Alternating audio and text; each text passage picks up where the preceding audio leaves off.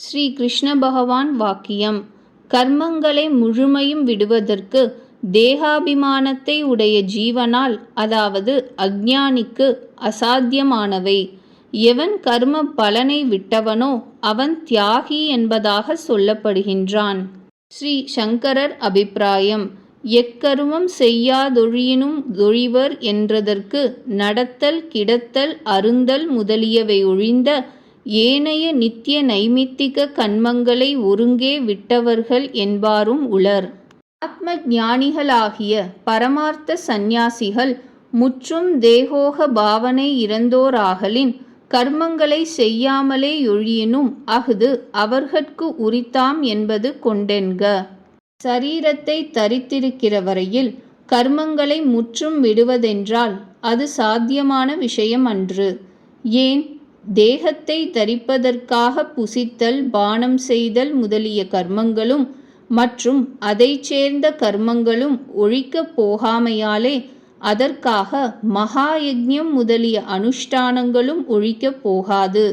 ஆகையால் எவன் அந்த மகாயஜ்ஞம் முதலியவற்றில் பலனை கைவிடுகின்றானோ அவனே சாஸ்திரங்களில் கூறப்பட்ட தியாகி எனப்படுவான்.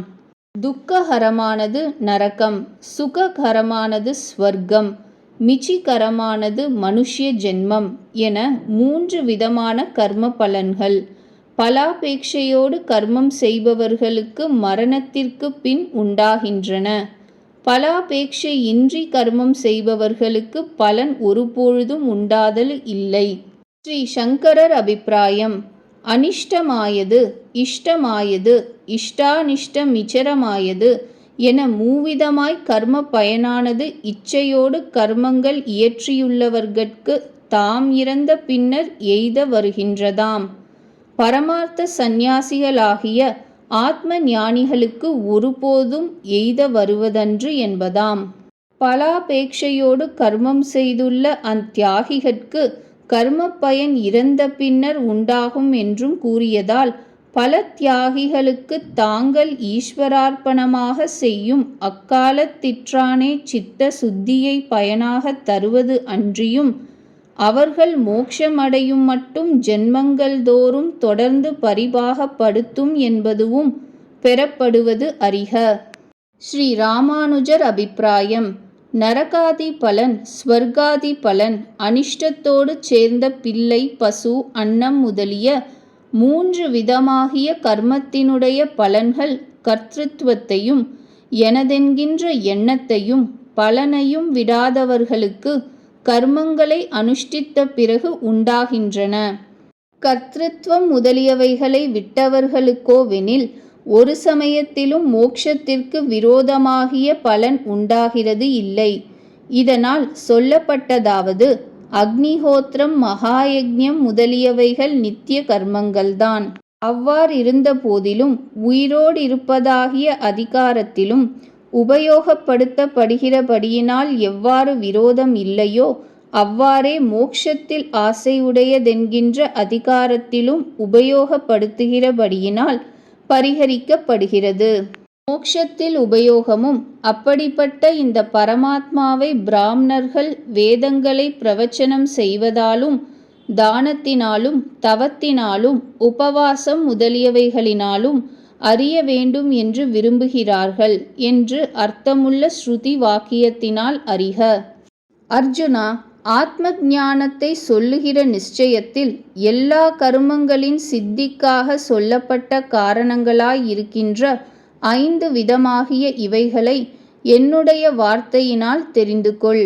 அதாவது உள்ளபடியே இருக்கின்ற தத்துவங்களை பற்றியதாகிய வேதத்தில் ஏற்பட்ட புத்தியினால் விசாரிக்கப்பட்ட நிச்சயத்தில் எல்லா கர்மங்களின் உற்பத்திக்காக சொல்லப்பட்டவைகளாகிற 5 விதங்களாகிய காரணங்களை என்னிடத்திலிருந்து தெரிந்து கொள். வேதத்தில் ஏற்பட்ட புத்தி, சரீரம், இந்திரியங்கள், பிராணவாயு, ஜீவாத்மா இவைகளை ஒத்தாசை கருவிகளாக உடைய பரமாத்மாவையே கர்த்தாவாக பிரகதாரண்யகம் என்னும் ஸ்ருதியில் கூறியபடி எவன் ஆத்மாவில் இருந்து கொண்டு ஆத்மாவிற்குள்ளே இருக்கின்றானோ, எவனை இந்த ஆத்மா தெரிந்து கொள்ளவில்லையோ எவனுக்கு ஜீவாத்மா சரீரமோ, எவன் ஆத்மாவை உள்ளே இருந்து கொண்டு நியமிக்கின்றானோ, அழிவில்லாத அவன் உனக்கு அந்தர்யாமியாகிய ஆத்மா என்றும், தைத்திரியம் நாராயணம் எல்லா ஜனங்களுக்கும் உள்ளே நுழைந்து கொண்டு நியமிக்கிறவன் எல்லாவற்றிற்கும் ஆத்மாவென்ற அர்த்தமுள்ள ஸ்ருதி வாக்கியம் முதலியவைகளில் தெரிவிக்கிறது அல்லவா? மனிதன் சாஸ்திரங்களை அனுசரித்தாவது, சாஸ்திரங்களுக்கு விருத்தமாயிருக்கிற எந்த கருமத்தை சரீரம் வாக்கு மனம் இவைகளினால் ஆரம்பிக்கின்றானோ, அந்த கர்மத்திற்கு சரீரம் ஜீவாத்மா வெவ்வேறாக இருக்கின்ற இந்திரியங்கள் அநேக விதமாயிருக்கிற வேறான வியாபாரத்தை உடைய பிராணவாயு, இந்த விஷயத்தில் ஐந்தாவதாகிய பரமாத்மா ஆகிய இவ்வைந்தும் காரணங்களாயிருக்கின்றன. சரீரம் வாக்கு மனது இம்மூன்று காரணங்கள் மட்டும் எடுத்து சொல்லப்பட்டன. மற்ற கண் காது முதலியவை சொல்லப்படவில்லை. பார்ப்பது கேட்பது முதலிய கர்மங்கள் கண் காது முதலியவைகள் உடையனவாயிருக்க, அவைகளை சொல்லாமைக்கு காரணம் என்னவென்றால், கண் முதலியவைகள் சரீரம் வாக்கு மனம் இவைகளுக்கு துணை கருவிகள். எவ்வாறெனில், ரூப ரச கந்தாதிகள் கண் முதலியவைகளுக்கு விஷயமானாலும் அவைகளை கிரகித்து அனுபவிக்க வேண்டியது. மனமானது கண் காது இவற்றுடன் பிரவர்த்தித்தாலன்றி கண் காது முதலியன ஒன்றையும் கிரகிக்க மாட்டா. ஆகையால் முக்கியமான மனம் வாக்கு காயங்கள் இவ்விடத்தில் சொல்லப்பட்டிருக்கின்றன. மற்றவை இந்த மூன்றுக்குள் அடங்கியவை ஆகையால் அவைகள் சொல்லப்படவில்லை. சாஸ்திரங்களில் ஏற்பட்டதாயும் அவற்றால் தடுக்கப்பட்டதாயும் இருக்கின்ற சரீரத்தினால் செய்யப்படுகிறதும் வாக்கினால் செய்யப்படுகிறதும் மனதினால் செய்யப்படுகிறதுமான எல்லா கருமங்களிலும் இவ்வைந்தும் காரணங்கள். அவை யாவன?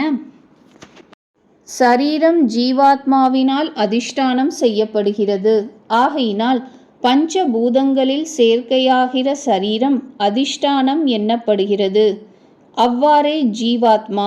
இந்த ஜீவாத்மாவிற்கு ஞாத்ருத்வம் கர்த்திருத்வம் உண்டென்றும் சாரீரிக சூத்திரங்களில் சொல்லப்படுகிறது. வாக்கு கை கால் முதலிய மனதுடன் கூடிய 5 விதமான கர்மேந்திரியம் கர்மங்களை செய்வதில் வெவ்வேறு விதமான வியாபாரத்தை உடையதென்பது பொருள்.